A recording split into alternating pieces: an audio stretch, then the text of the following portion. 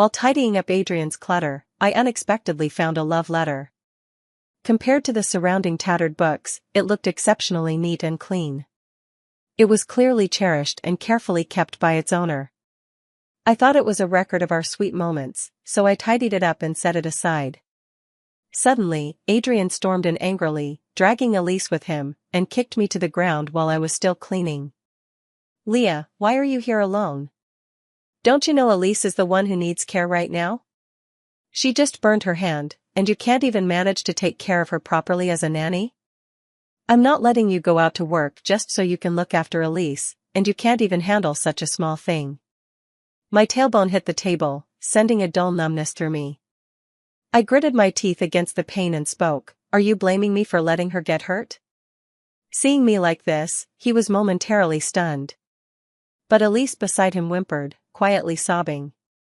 "Adrian, my hand still hurts so much." Adrian held Elise's hand and lashed out at me.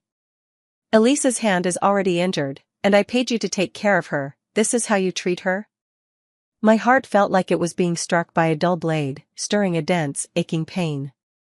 Originally, I was already unhappy with Elise staying at our house, but it was Adrian who begged me for a long time. Only then did I give up my high-paying job outside and focus on taking care of Elise at home. I was about to lose my temper, but thinking that Elise went blind to save Adrian, I held back my anger. Although I didn't like her, she was still my husband's lifesaver. I sighed and softened my tone. "Let me bandage Elise's hand." Hearing my response, Adrian's harshness eased a bit. He placed Elise's hand in mine. "You must take good care of Elise's hand. Such fair and delicate skin can't be left with scars. Don't do any housework either, just focus on taking care of Elise. She can't see anything right now, but her personality is lively and restless, so be extra attentive." My heart ached bitterly. I had taken care of him for so many years, my hands were already cracked. Compared to Elise's hands, it was like night and day.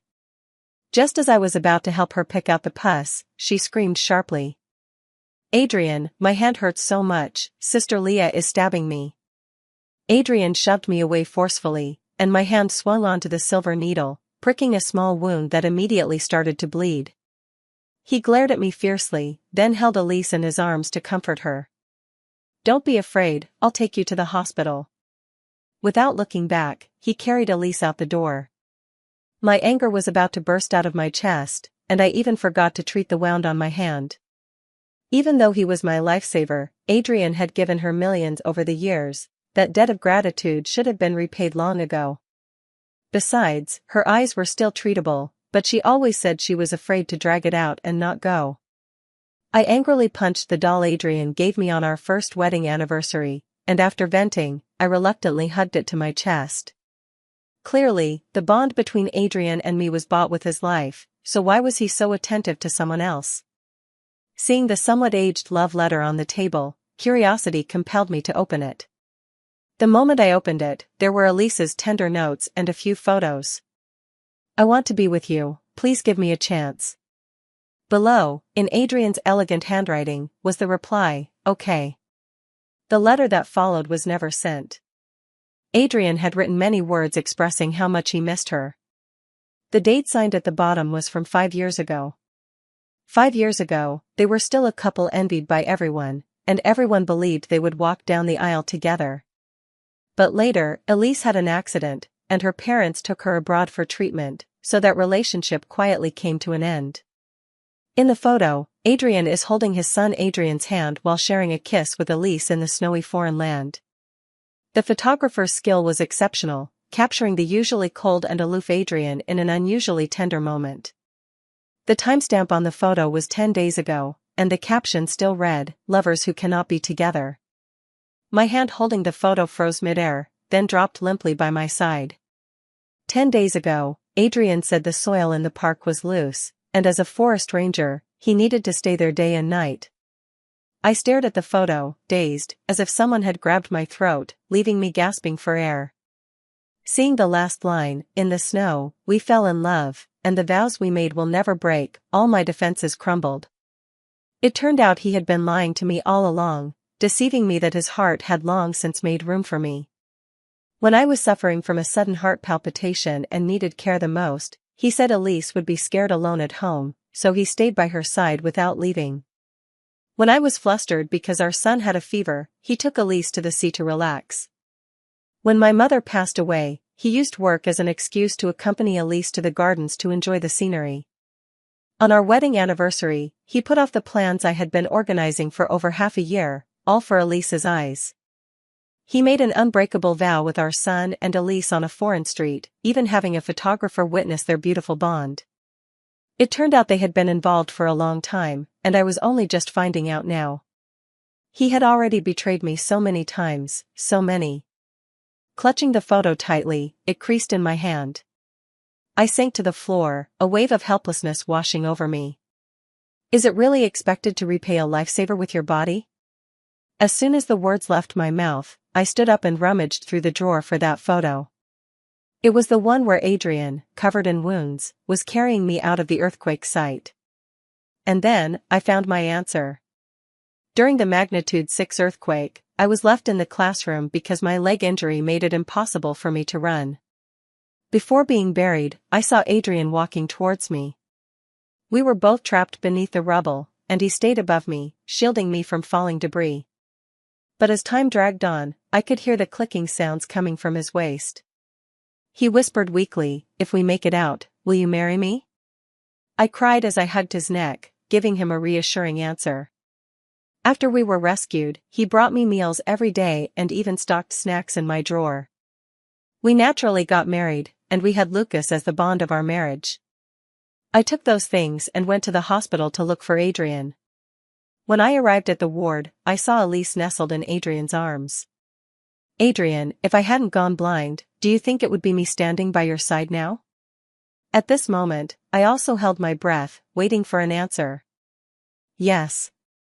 The hand holding the love letter slipped, making a crisp snapping sound. Adrian saw me standing at the door, and after settling Elise, he walked over to me.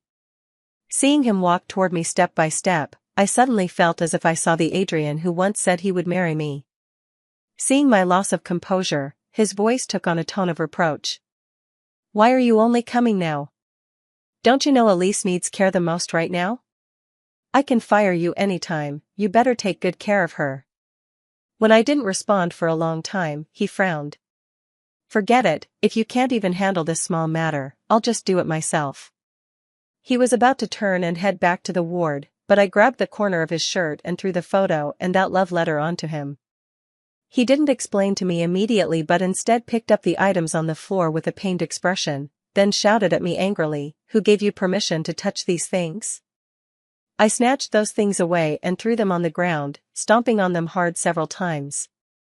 "What? Still thinking about her? Don't forget we've been married for 5 years. 5 years." He looked displeased, his fingertips trembling as he picked up the letter. "What are you making a fuss about?" "I'm just repaying a debt. She needs me."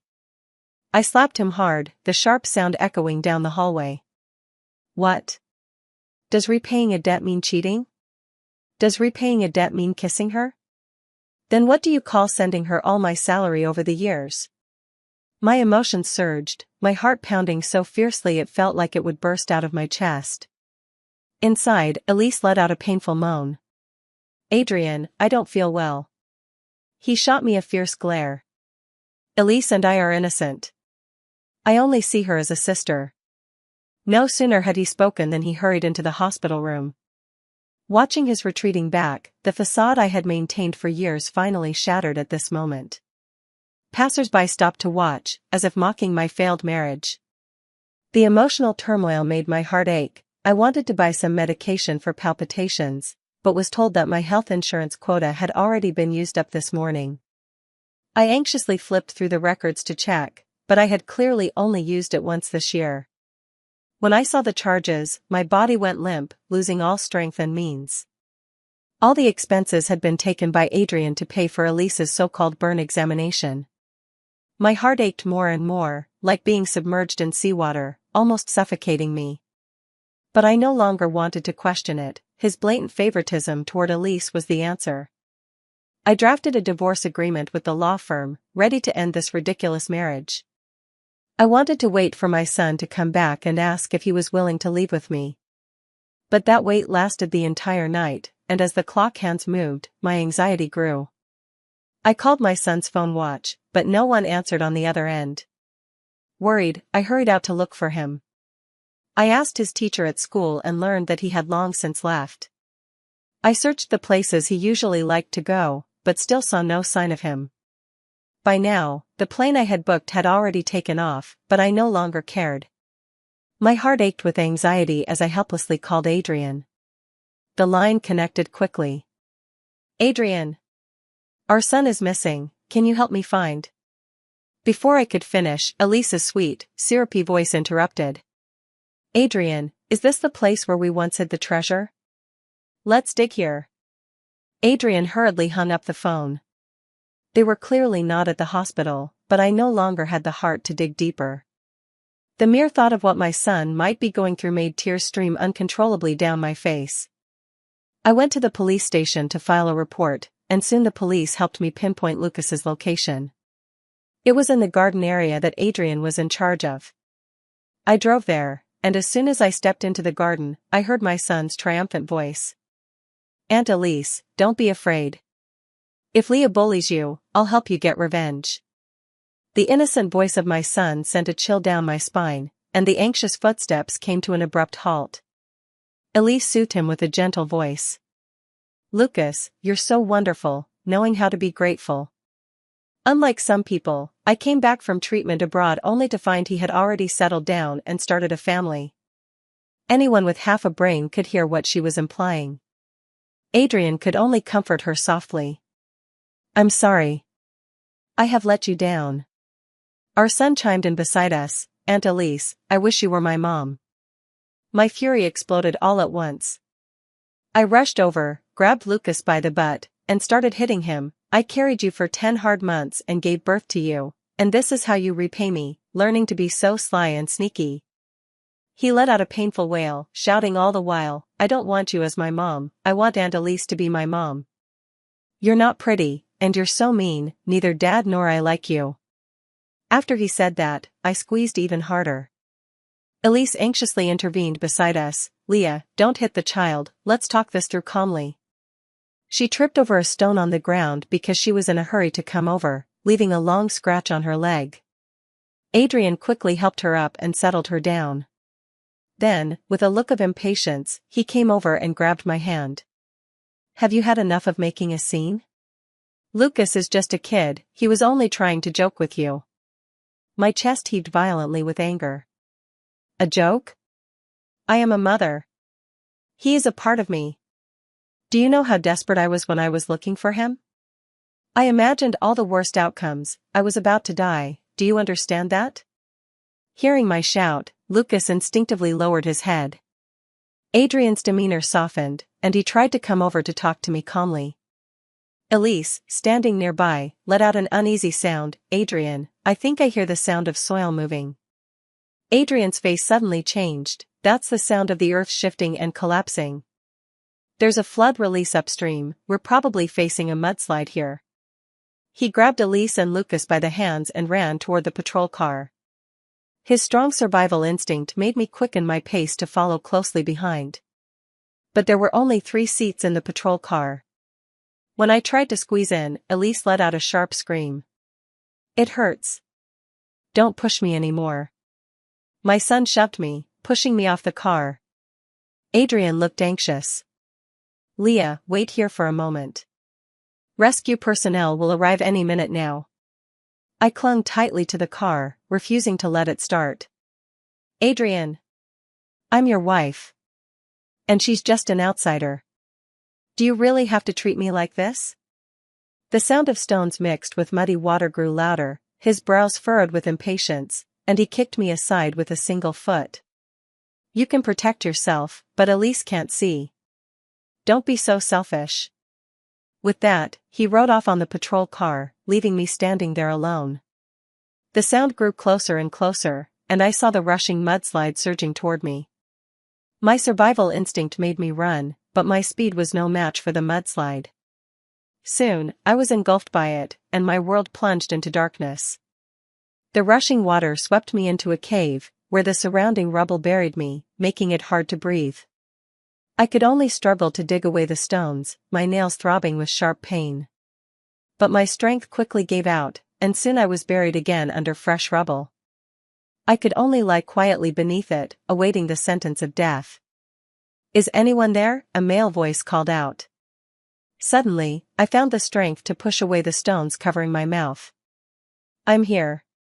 The voice I made was harsh and hoarse, like a vengeful ghost claiming a soul. I soon felt the weight on me gradually lessen, and before long, I saw the light again. A group of young rescue team members surrounded me, bursting into joyful laughter. The man at the front's voice trembled. "Leah?" I carefully studied his face and realized he was my childhood friend, Noah. He told his teammates to call an ambulance first, then gently wiped my face with a wet wipe. "You're here now? What about Adrian? Isn't he the forest ranger around here?" Seeing someone I could trust, all my grievances poured out. I could only sob in his arms without explaining why. My tears dirted his clothes, but he didn't complain. He carried me on his back until the ambulance arrived. I saw his broad back. Suddenly, I remembered the past. I thought of that spirited young man. Before I started dating Adrian, our relationship had always been good. But after Elise left and I expressed my desire to pursue Adrian, our relationship grew increasingly distant. On Valentine's Day, he asked me to meet him in the school's back garden to confess his feelings. But at that time, I couldn't figure out my own feelings for him, so I refused. He stormed off in a huff, leaving me alone in the back garden. Not long after he left, a magnitude 6 earthquake struck. The buildings around me collapsed, and soon I was buried beneath the rubble. Only Adrian came walking toward me, and it was then that I completely fell for him. After I was rescued, I saw Noah standing nearby with red-rimmed eyes. When he saw me come out, he quickly turned and left. The next time I heard news of him was from his mother, who told me he had joined the rescue team. But by then, I was already engaged to Adrian. He didn't come to our wedding, he only sent a bracelet. But knowing I was a married woman, I returned the items. I never expected that the next time we met, it would be in such a pitiful state. I was rushed into an ambulance, and he was more anxious than the doctors. He kept asking about my condition, leaving me both amused and exasperated. As I was wheeled into the ward, I saw Adrian walking down the corridor holding Elise's hand, with our son by his side. I really wanted to ask him why he betrayed me, but I suppressed the resentment in my heart. I didn't want Noah to see me acting like a shrew. Noah had to leave temporarily due to an urgent mission, and before he left, he gave me some instructions. But my heart still felt uneasy, so I had to go for a checkup alone. I was just resting on a bench around the corner when I saw the familiar 3 people.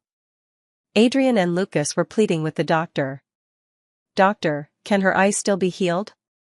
I heard you are the best ophthalmologist here. As long as you can cure her, I'm willing to pay any amount." Those around were moved by his actions, praising him as a good husband. He didn't deny it, instead, a proud smile appeared at the corner of his mouth. I hid in the shadows, hearing the compliments from those around him, and couldn't help but mock myself. His real wife was buried in the mudslide, nearly losing her life, yet here he was, staying with his childhood sweetheart. Not even my own son had ever shown concern for me. My son's sharp eyes caught sight of me, and he shouted loudly, "Leah!" Adrian dragged me over, forcing me to kneel before her. "Apologize to me right now. Look at all these bruises on her body. If I hadn't asked, I wouldn't have known how you'd been taking care of her." My anger flared up, and words of rebuttal slipped out. "What have I done? Are you talking about waking me up in the middle of the night to cook for her, or insisting on telling me you're scared and making me get up when I'm asleep?" Hearing my retort, my son instantly lost his composure too. He rushed over and pushed me to the ground. "Leah! Don't go too far. These are your responsibilities, so don't make excuses here. You stole the place that belongs to Aunt Elise. Don't you feel ashamed? You shameless little thief. Before you were asked to take care of Aunt Elise, she was cheerful every day. But ever since you started looking after her, she sighs and moans constantly. If you weren't abusing her, how could she be like this? Watching my son, whom I had raised with so much effort, speak harshly to me for another woman, I felt an endless chill in my heart. I gave up a job that paid $20,000 a month. To help you repay your debt, I would have accepted just $2,000 from you. Besides, it was you who begged me desperately before I agreed. Perhaps because I hit the truth, he began to stir up trouble.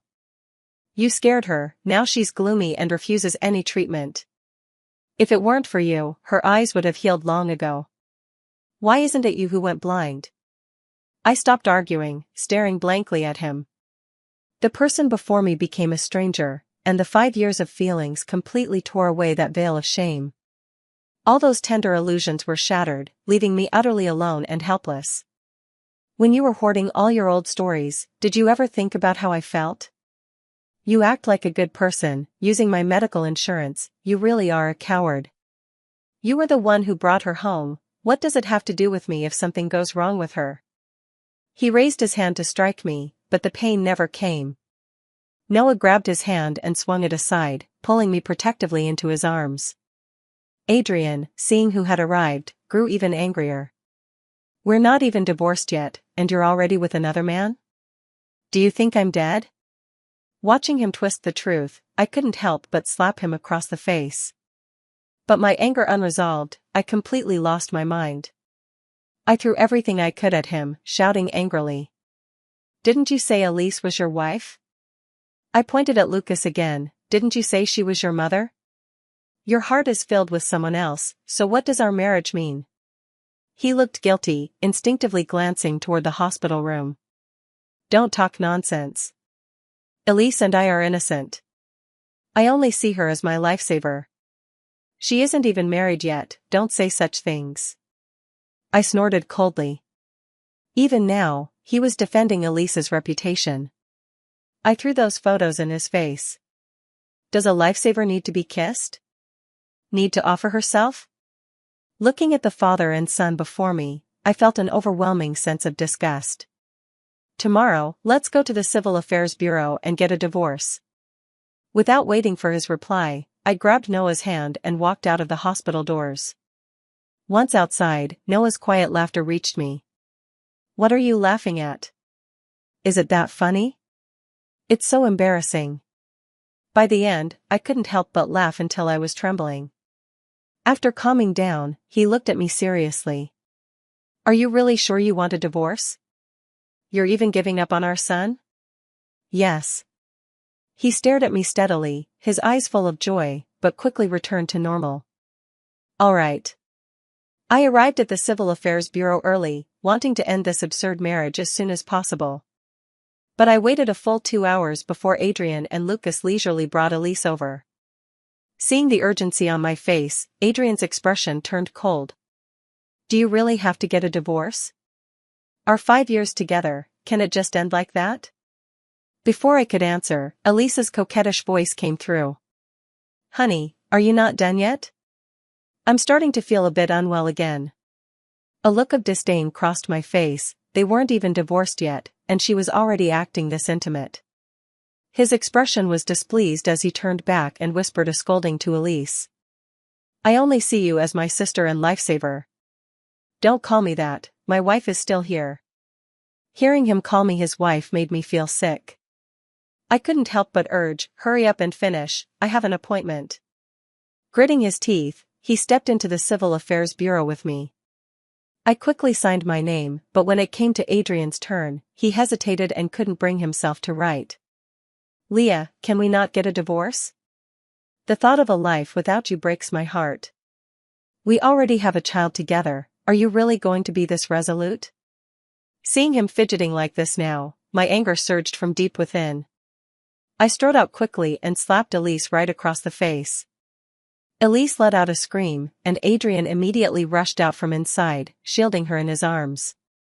You're truly vicious. If you have any grievances, take them out on me, not an innocent person. She lost her sight for me, can't you stop making a scene?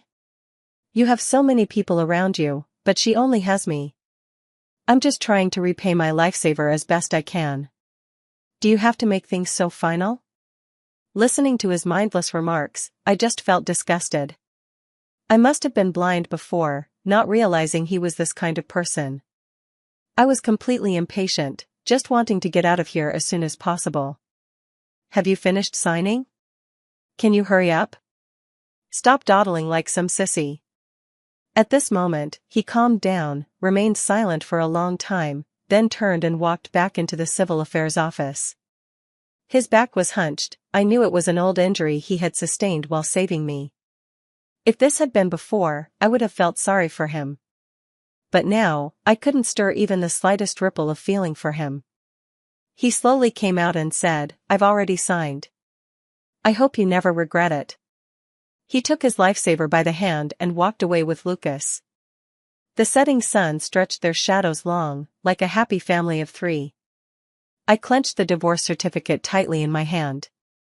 I could finally break free from the shackles called marriage. Noah took a year off, wanting to accompany me to our favorite beach. As soon as we landed, I saw a boy about the same age as Lucas crouching by the roadside. The sign read, "Please, kind-hearted people, help me bury my mother." Although the airport was bustling with people coming and going, few were willing to stop for him. I went to buy some KFC and handed it to him. He timidly shrank back, meekly saying to me, "I'll move out soon, I'll move out soon." Seeing his appearance, I couldn't help but feel sorry for him. I took a tissue from my bag and wiped his face clean, revealing his fair skin.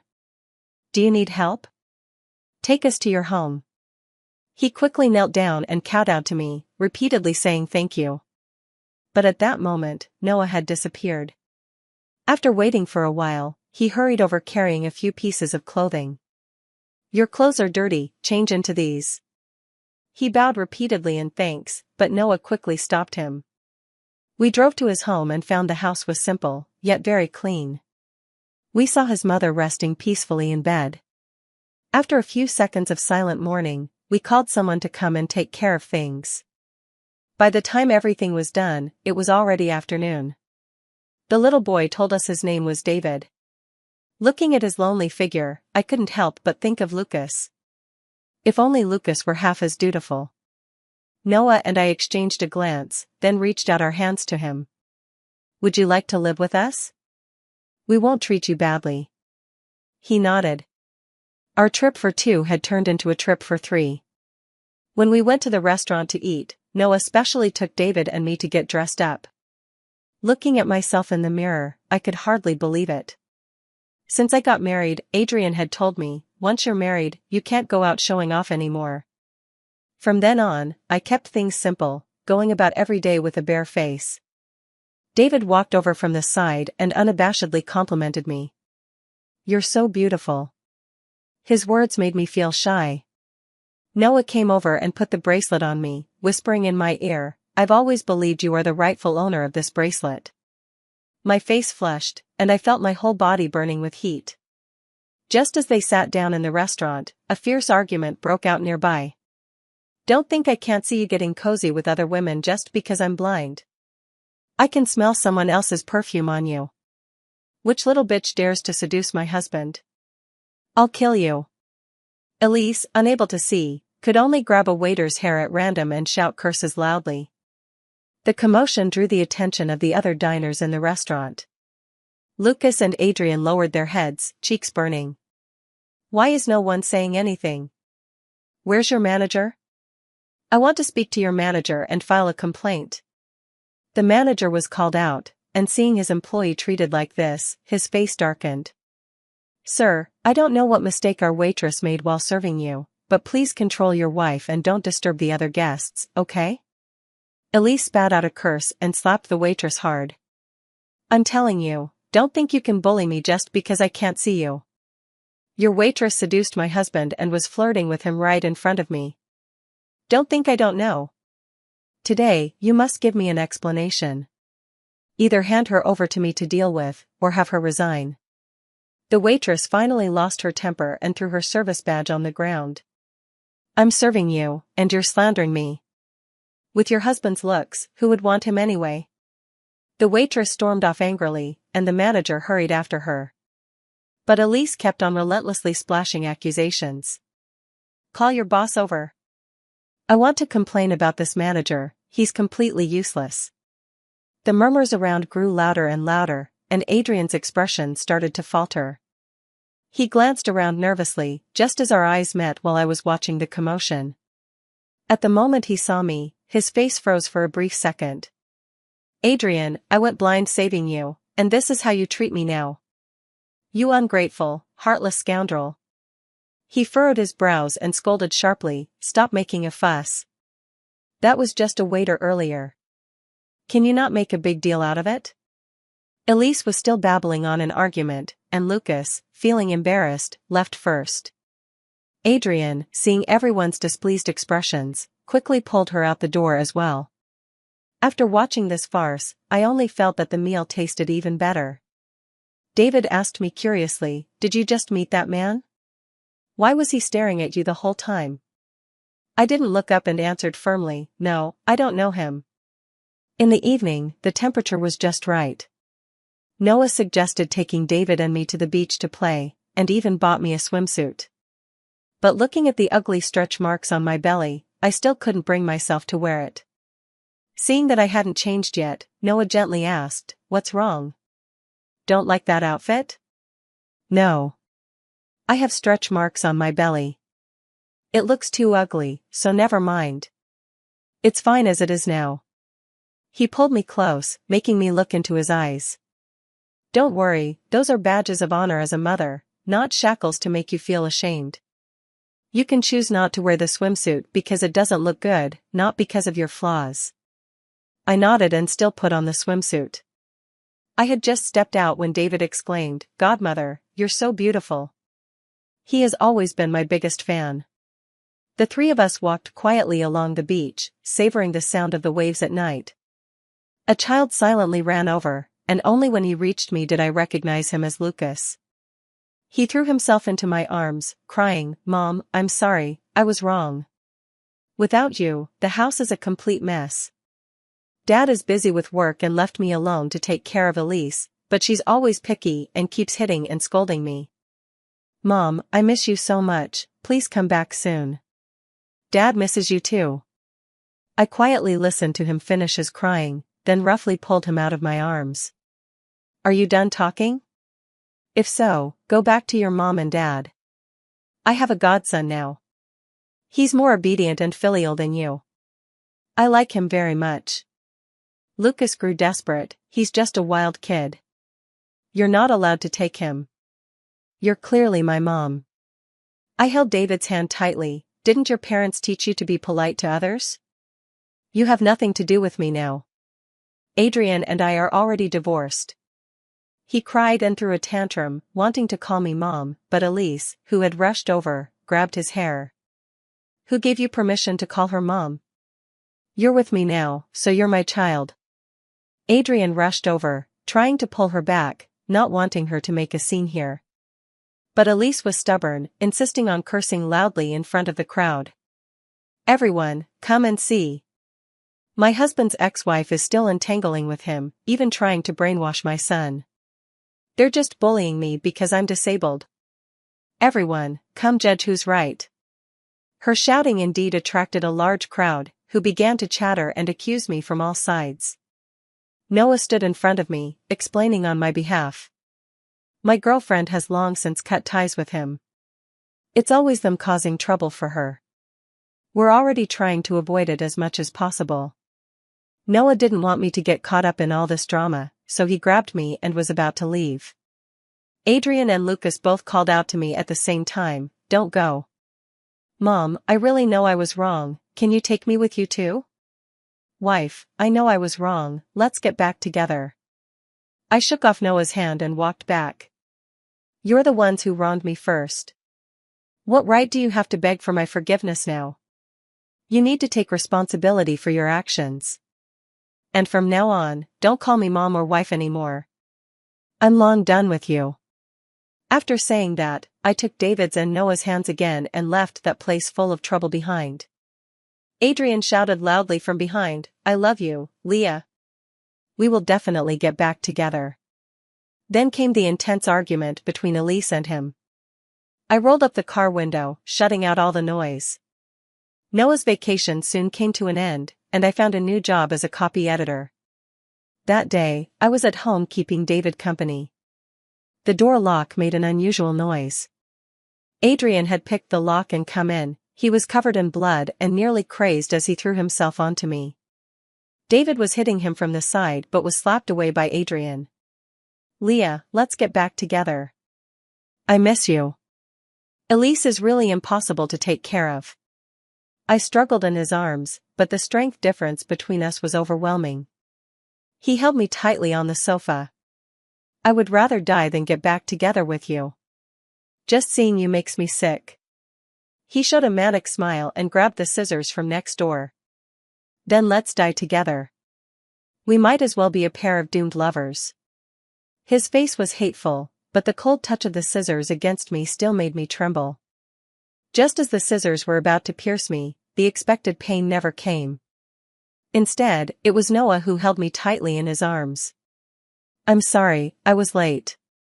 Adrian was taken away, and I was still trembling in Noah's embrace. David was also beside me, comforting me. It was only later that I learned the garden Adrian was in charge of had problems and posed significant safety risks.